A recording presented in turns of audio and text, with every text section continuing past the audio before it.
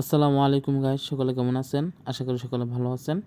আল্লাহর রহমতে আলহামদুলিল্লাহ আমি অনেক ভালো আছি। আমি অনেক দুঃখিত যে আমি রেগুলার ভিডিও দিতে পারি না একটু সমস্যার কারণে। তার জন্য দুঃখিত।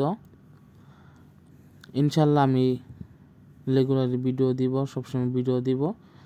আর আপনারা আমার ভিডিও পছন্দ করেন, তার জন্য আপনাদের সবাইকে অনেক ধন্যবাদ। আমার মেশিন থেকে কোয়েল পাখির বাচ্চা ফুটে গেছে, তো আমি কোয়েল পাখির বাচ্চাগুলা খাঁচির ভিতরে নিয়ে নিতেছি। যেগুলো শুকিয়ে গেছে ওইগুলো নিয়ে নিতেছি, কারণ ভিজা বাচ্চা যদি নেই তাহলে ওই বাচ্চাগুলা ব্রুডিংয়ের ভিতরে ঢুকানো যাবে না। তো এক কথায় ওই বাচ্চাগুলা সুস্থ হয় না, চঞ্চল হয় না। যে বাচ্চা সুস্থ হয় ওই বাচ্চা আদার খেতে পারে, পানি খেতে পারে, বা যে ওষুধ পানিগুলো দিব ওই ওষুধ পানিগুলা সুন্দর মতো খেতে পারবে, হাঁটাঘুরা করতে পারবে। তার জন্য আমি শুকনা বাচ্চা নিয়ে নিতেছি। যেগুলো শুকিয়ে গেছে, হাঁটতে পারতেছে, দৌড়াদৌড়ি করতেছে, ওই বাচ্চাগুলো নিতেছি। তো আপনারা দেখতে পারতেছেন বাচ্চা সবগুলো নেওয়ার পর এই যে মাশাআল্লাহ কত সুন্দর দেখা যাইতেছে। আল্লাহর রহমতে এবার সাদা বাচ্চা অনেকগুলো বের হয়েছে।